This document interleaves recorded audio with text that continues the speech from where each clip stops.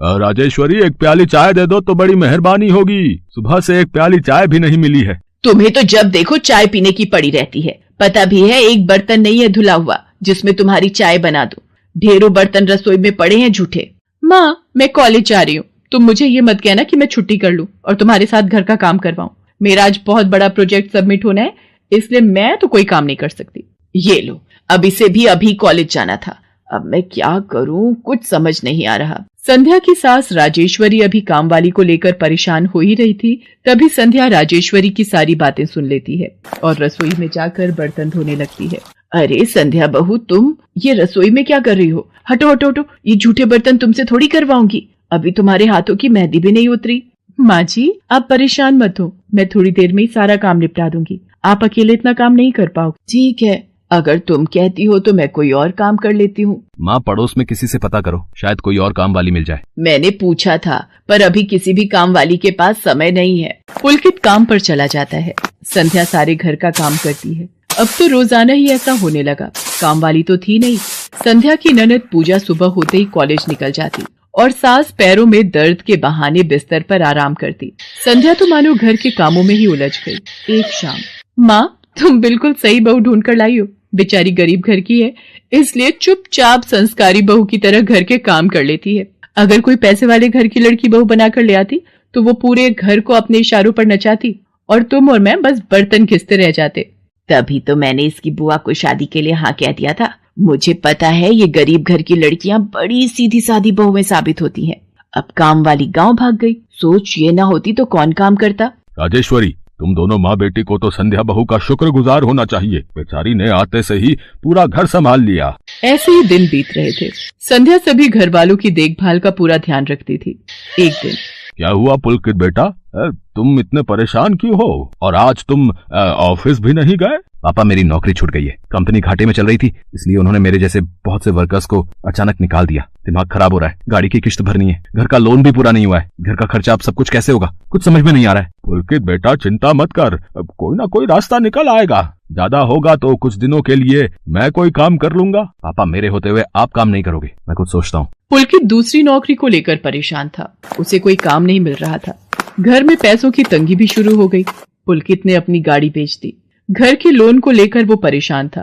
15,000 रुपए की किश्त उसे भरनी थी। तभी, भैया, मेरे कॉलेज की फीस इस बार बहुत लेट हो गई है। मेरा आखिरी साल है, अगले महीने की 5 तारीख तक 12,000 रुपए फीस के भरने हैं। मैं कुछ इंतजाम करता हूँ। ऐसे खाली हाथ पर हाथ रखकर मैं नहीं बैठ सकती, मुझे कुछ सोचना होगा। पता नहीं, हो सकता है किरण ने बात कर ली होगी, पूछती हूँ। हेलो किरण, मैं संध्या बोल रही हूँ। तूने बात की फिर? पार्लर में जगह खाली है क्या? हाँ, मैंने बात कर ली है। 12,000 रुपए महीना देंगी रविता मैम। बोल, तू हाँ बोलती है तो मैं बात कर लेती हूँ। ठीक है, तू हाँ बोल दे, कम से कम कुछ तो पैसे आ जाएंगे। संध्या पुलकित से पार्लर में मेहंदी लगाने की नौकरी की बात करती है। पहले तो वो मना करता है, पर संध्या उसे समझाती है। पुलकित, मैं जानती हूँ आप परेशानी के दौर से गुजर रहे हो। मैंने आपसे शादी के बाद हर सुख दुख में साथ निभाने का वादा किया था, और आप परेशान मत हो। मैं घर और बाहर दोनों का काम एक साथ संभाल लूंगी। ठीक है संध्या, तुम कल से पार्लर में नौकरी के लिए जा सकती हो।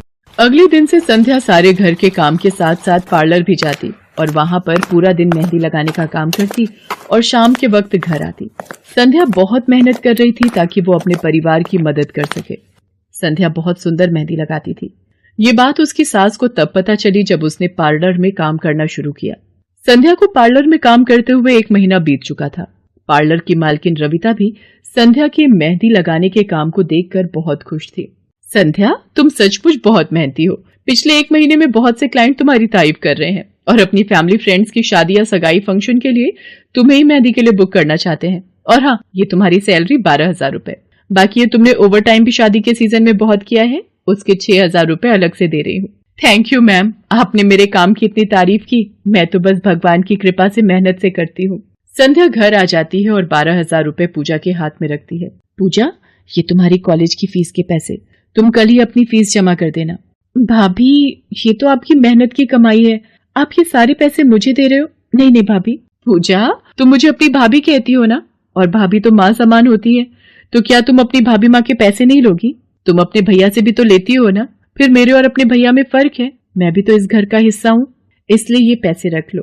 मुझे माफ कर दो भाभी, मैंने ना जाने आपके बारे में क्या क्या गलत सोचा। पुलकित को भी दूसरी नौकरी मिल जाती है। अब संध्या और पुलकित दोनों मिलकर काम करते थे। राजेश्वरी और पूजा भी अब संध्या की घर के कामों में बहुत मदद करती थी। परिवार में खुशियां फिर से लौट आई थी। तो हेलो गाइस, आपको यह कहानी कैसी लगी कमेंट करके जरूर बताइएगा। अगर आपने अभी तक सब्सक्राइब नहीं किया तो जल्दी से सब्सक्राइब कर दीजिए प्लीज। धन्यवाद।